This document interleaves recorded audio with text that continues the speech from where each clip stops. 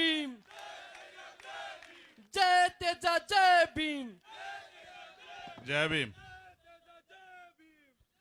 अभी आएगा उत्साह, इस बार कम है।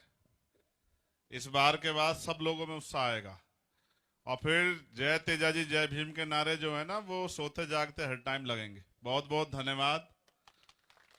यहाँ उपस्थित हमारी माएँ बहनें, सम्मानित बुजुर्ग, हम उम्र साथी और नौजवान भाइयों, आज मेरा पहला दिन है राजस्थान में प्रचार का। इनके साथ अकेले तो मैं भी एक दिन होके आया और ये तो घूम ही रहे। तो मैं इस चुनाव प्रचार के शुभारंभ पे, अच्छे दिन पे आप सबका धन्यवाद देता हूं कि आप 12 बजे इतनी बड़ी संख्या में जुटे हैं। और इसके लिए हनुमान जी का संघर्ष, आजाद समाज पार्टी, राष्ट्रीय लोकतांत्रिक पार्टी के कार्यकर्ताओं का संघर्ष और हमारे सम्मानित लोकप्रिय प्रत्याशी की मेहनत। तो बहुत लंबी चौड़ी बात नहीं करनी। मुझे नहीं पता कि आप, शेखावटी का नाम तो मैंने बहुत सुना, सीकर का नाम तो मैंने बहुत सुना, बहुत पढ़ा, लेकिन आप किस तरह राजनीति को समझते हैं मुझे ज्यादा जानकारी नहीं है। लेकिन जो बातें मैं आपसे बता रहा हूं, आप गौर कर लोगे तो शायद बहुत कुछ अच्छा हो जाए। हमारे इस मंच पर उपस्थित महेंद्र सिंह जी जो जिलाध्यक्ष हैं, विकास जी, विजयपाल जी, रणजीत सिंह जी, पवन डुडवा जी, मेरे साथ चल के आए बड़े सम्मानित किसान नेता भाई पुष्पेंद्र चौधरी जी, हमारी पार्टी के राजस्थान के प्रभारी भाई सतपाल चौधरी जी, और सच में राजस्थान के सबसे लोकप्रिय नेता जिनके नाम से कांग्रेस और भाजपा की लिस्ट आखिरी दिन तक छिपी रही और हिम्मत नहीं पड़ रही थी जारी करने की, हमारे भावी मुख्यमंत्री राजस्थान भाई हनुमान बेनीवाल जी का इस मंच पर बहुत बहुत स्वागत, धन्यवाद। और यहाँ जो हमारे प्रत्याशी हैं विजयपाल जी, अब देखो इनके नाम में ही विजय। अभी आप लोग बड़े बड़े नेताओं को देख रहे हो, होता है। क्रिकेट देखते हो? कितने लोग देखते हैं? हाथ उठाओ जरा। महिलाएं भी देखती हैं? ये तो बहुत बढ़िया बात। जब क्रिकेट का ये वर्ल्ड कप शुरू हुआ, क्या आपको पता था कि फाइनल में कौन पहुंचेगा? जब मैदान में टीम उतरती है तो अपने संघर्ष के बलबूते आगे बढ़ती है। आप बेहतर जानते हैं कि राजस्थान में संघर्ष कौन कर रहा है। कोई आंदोलन उठा के देखो, किसानों का, मजदूरों का, सीएचए के बच्चों का, तृतीय श्रेणी के टीचरों के ट्रांसफर का आंदोलन हो, किसी कमजोर पे, किसान पे, दलित पे, पिछड़ों पे अन्याय हुआ हो, कहीं किसी बहन बेटी के सम्मान में कोई आंच आई हो। और एक बात नेताजी को शायद याद ना हो, ये बात आपको भी याद रहेगी और नौजवान पीढ़ी को नहीं पता होगा। जो हमारे नौजवान है उनको नहीं पता होगा, आज के बाद पता रहेगा। ये जो शख्सियत है ना, इनके साथ खड़े होने का एक सबसे बड़ा कारण था मेरे पास, और वो कारण ये था कि जब मैं अलायंस से पहले, गठबंधन से पहले चर्चा तो चल रही थी, इनकी जानकारी हासिल कर रहा था। लोग कहते हैं गुस्से वाला है, लोग कहते हैं डांटता है, लेकिन मैंने देखा जो नौजवानों को शायद ना पता हो और आपको याद हो या ना हो, 1997 का वो किस्सा, जब एक कौन सा डीसी बोस हॉस्टल वाला जो मामला था, एक बच्ची के साथ अन्याय हुआ और सारे नेता बैठ के तमाशा देख रहे थे। पुलिस की हैसियत नहीं हो रही थी ताकतवर लोगों को पकड़ने की। अगर कोई था राजस्थान में जो बीच सड़क पे अपनी गाड़ी खड़ी करके जिसने कहा कि अगर न्याय नहीं मिलेगा तो हनुमान बेनीवाल जो है खड़ा है और न्याय दिला के रहेगा इस बहन को, तो वो हनुमान बेनीवाल आपके बीच में। आपको नौजवानों को नहीं पता होगा कि कितनी लड़ाई लड़के ये शख्स यहां पहुंचा, इसलिए इसका साथ देने का बहुत मन करता है। और आपको क्या लगता है कोई मुश्किल काम है क्या? आप कांग्रेस और भाजपा का हाल जानते हैं। कांग्रेस और भाजपा डिसबैलेंस है और बैलेंस पावर आपके पास है। आपके जितने एमएलए जीतेंगे वो तय करेगा। और आजाद समाज पार्टी आरएलपी के मेंबर दो नहीं है, एक है। हमारा जो भी विधायक जीतेगा वो हनुमान बेनीवाल जी को विधायक बनाने के, मुख्यमंत्री बनाने के लिए लाइन में लगेगा। तो बैलेंस ऑफ पावर आपके पास है। और मैंने तो ये देखा, झारखंड में एक विधायक, सिंगल विधायक 5 साल मुख्यमंत्री रहा। आप अपनी ताकत को पहचानो तो सही। क्यों पीछे खड़े हो सबके? और कब तक खड़े रहोगे आप लोग पीछे? एक बार अपनी ताकत को समझो तो सही। ये लोकतंत्र है, वोट से फैसले होंगे, राजा महाराजाओं से फैसले नहीं होंगे, वोट से फैसले होंगे। आज तो समय देखो, राजा महाराजा आपकी गलियों में फिरेंगे हाथ जोड़ते हुए कि हमें वोट दे दो, हमें वोट दे दो। ये राजतंत्र नहीं है। राजतंत्र में होता था ये, राजतंत्र में जो राजा ने कह दिया वही मानना पड़ता, दिन कह दिया दिन, रात कह दिया रात। लेकिन जब लोकतंत्र आया, प्रजातंत्र आया, तो जनता के पास ताकत आई। लेकिन ये कांग्रेस वाले कहते हैं कि भाजपा वाले चोर है, भ्रष्टाचारी हैं, और भाजपा वाले कहते हैं कांग्रेस के लोग चोर है, भ्रष्टाचारी है। अब ये दोनों खुद को चोर कहते हैं और सरकार में बैठ के फिर लोगों के अधिकार को टकारने का काम करते हैं। नौजवान बड़ी संख्या में, पेपर लीक हुए नहीं हुए यहां बताओ आप लोग मुझे। किसके बच्चों का रास्ता बंद हुआ आगे बढ़ने का? अमीरों का या आप किसान कमेरों के बच्चों का? बताओ। अपने बच्चों के भविष्य के लिए क्या सोच रहे हो? उनको ताकत देना चाहते हो? वो सत्ता में बैठेंगे, अपने लोगों को आगे बढ़ाएंगे, और हनुमान बेनीवाल जी यहां सत्ता में बैठेंगे तो गरीब का बेटा आगे बढ़ेगा। आपको फैसला करना है कि आप क्या करोगे। वोट दो धारी तलवार है। अगर आपने गलती से दुश्मन को दे दी तो आपका इलाज होगा, आप 10 साल पीछे हटोगे। और अगर आपने समझदारी से अपने व्यक्ति को दी, भाई विजयपाल जी को दिया, तो मैं लिख कर देता हूं कि आपकी तरक्की होगी। जो सरकार में बैठे हैं उनके परिवारजनों को, उनके साथियों को कहीं किसी के आगे हाथ फैलाना पड़ता है क्या? ये तो आपके हिस्से में छोड़ा उन्होंने। कल भी वही राजा थे, आज भी वही राजा है। आपकी जिंदगी कब बदलेगी? अपने भविष्य का फैसला करो। बड़ी संख्या में माए बहनें बैठी हैं। क्या राजस्थान में महिलाएं सुरक्षित हैं? बताओ मुझे। क्या कोई बहन बेटी निकल सकती है रात को 10 बजे के बाद बाहर? ऐसे लोगों के हाथ में सत्ता देके अपनी बच्चों के भविष्य क्यों खराब करना चाहते हो आप लोग? मैंने आपको एक किस्सा क्यों बताया 97 का, आप लोग जाके स्टडी करना। आपको मिलेगा यूट्यूब पे कि 1997 में पूरे राजस्थान में अगर कोई सुरक्षित हाथ थे जो बहन बेटियों के सम्मान के लड़ रहे थे तो वो हनुमान जी बेनीवाल के थे।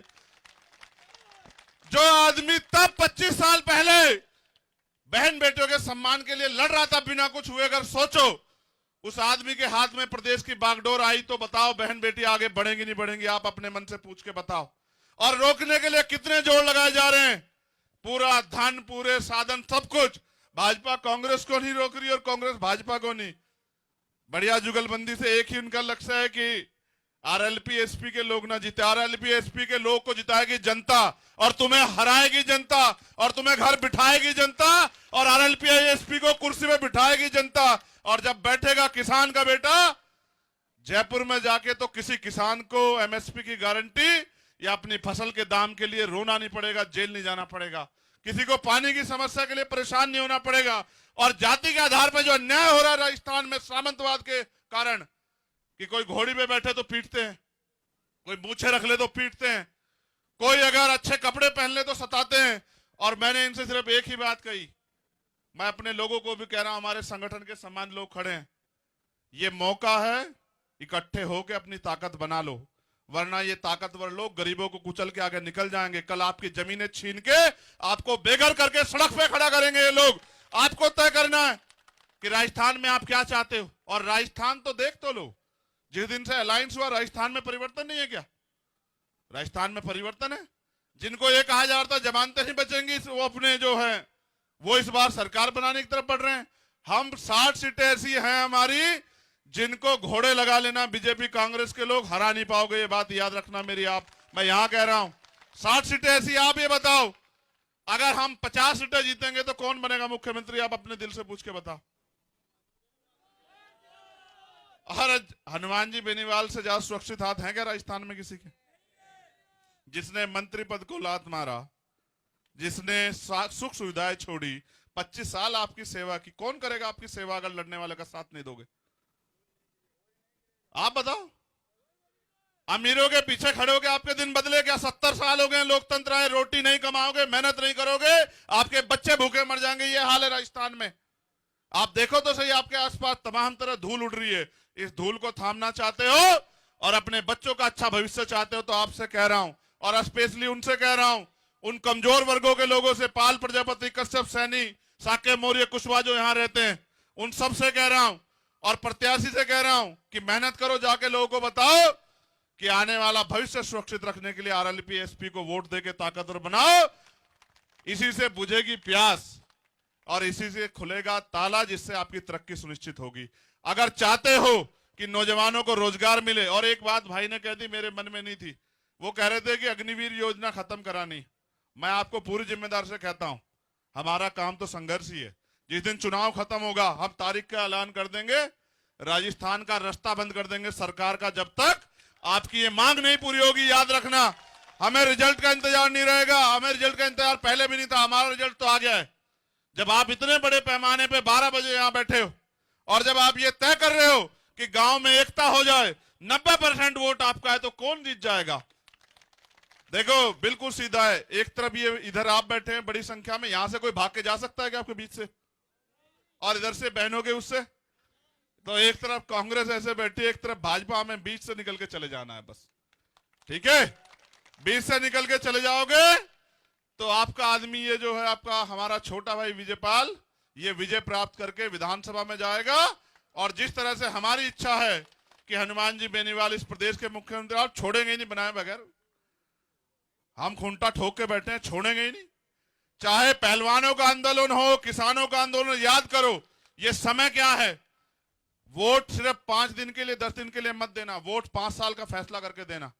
कितनी बार ठगे जाओगे? अगर आपका आपने जो पशु पाल रखा है ना, उसको भी भोजन नहीं दोगे, उसको भी चारा नहीं दोगे, तो वो आपको दूध नहीं देगा। ये तो आपका दूध देने वाला वो है, गाय है, गाय समझो, कुछ ही समझो, मगर है तो दूध देने वाली। 24 घंटे आपके लिए खड़े नहीं खड़े, बताओ। इनसे अलावा कोई लड़ा है क्या पिछले 5 साल में यहाँ? और अगर इनके अलावा इनसे की टक्कर पे कोई लड़ रहा था तो चाहे मुझे राजस्थान वहां यूपी से आके लड़ना पड़ता था, मगर लड़ मैं ही रहा था। यहाँ के हमारे नेता तो ऐसे हैं ढक्कन बंद, उनकी तो इतनी भी हिम्मत नहीं कि मुख्यमंत्री से एक सवाल ही कर लें। हमारे लोगों का तो इतना बुरा हाल हो गया है, यहाँ नेता ही नहीं है, यहाँ सिर्फ दुकानदार है, चंद तनख्वाह मिलती है, उस तनख्वाह पे खुश हो रहे हैं। उनको नहीं पता कि ये राजनीतिक शक्ति इसलिए है कि आप गरीबों, कमजोरों, किसानों, महिलाओं, बुजुर्गों, बच्चों की जिंदगी में उजाला ला सको। और अभी योजना चल रही है बहुत फ्री, आपके पास आई नहीं आई? बहुत फ्री की योजना लाए ना मुख्यमंत्री, और प्राइम मिनिस्टर भी आएंगे, बहुत बड़े बड़े वादे करेंगे, कहेंगे मैं गारंटी देता हूं। मैं आपको एक सच बता दूं, आपको शायद पता हो ना पता हो, और जागरूक हो तो पता होगा। ये जो योजना चलाते हैं इसका पैसा कहां से लाते हैं? कहां से लाते हैं? मैं आपसे आपका पैसा लूं और उसमें से 10-20% आपको दे दूं और कहूं कि मैंने आप पे एहसान कर दिया, समझते हो? जो बजट होता है ना वो जनता के टैक्स का पैसा होता है। अब उसको चाहे कहीं लुटा दो, जिन पे लगना चाहिए उन पे लुटाते तो हमें भी दुख नहीं होता। किस पे लुटा रहे हैं? पूंजीपतियों पे। अडानी से जितने अच्छे रिश्ते मोदी जी के हैं, इतने आपके गहलोत साहब के भी तो हैं। जो किसानों की जमीन लूटना चाहता था अडानी, उसके जितने अच्छे रिश्ते मोदी जी के, क्या गहलोत जी के नहीं है? यही नहीं बैठे थे क्या बराबर में? तो इनको बिठा के अपने बच्चों को बेरोजगार करके सड़कों पे खड़ा करोगे क्या? इसलिए आपसे कहने आया हूं, और स्पेशली अपने समाज से कहूंगा, अपने लोगों से, ये समझना विजयपाल नहीं लड़ रहा है, चंद्रशेखर आजाद लड़ रहा है। एक वोट विजयपाल को ये सोच के देना कि जो 5 साल यहां मैंने संघर्ष किया है, उस संघर्ष को कामयाब करके मेरे हाथों को मजबूत करना है। बस इस बात के साथ आपसे अलविदा लूंगा, क्योंकि आज बहुत सभाएं हैं, मगर मध्य प्रदेश की तरह यहां दिन बड़ा सा हो रहा है। मध्य प्रदेश में घड़ी देखता था तो लगता था कि समय पूरा हुआ, समय पूरा हुआ।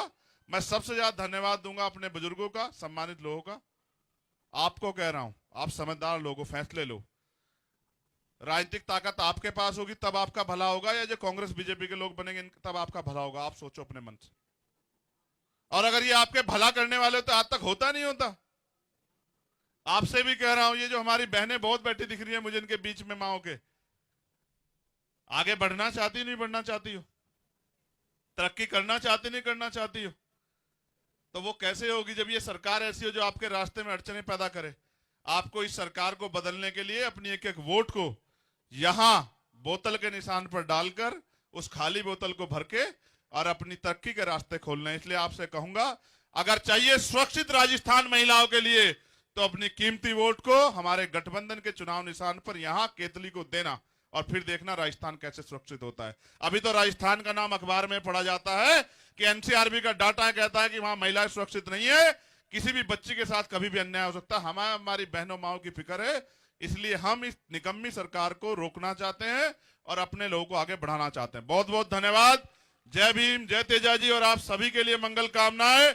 और ये आंदोलन तब तक चलता रहेगा, एकता का,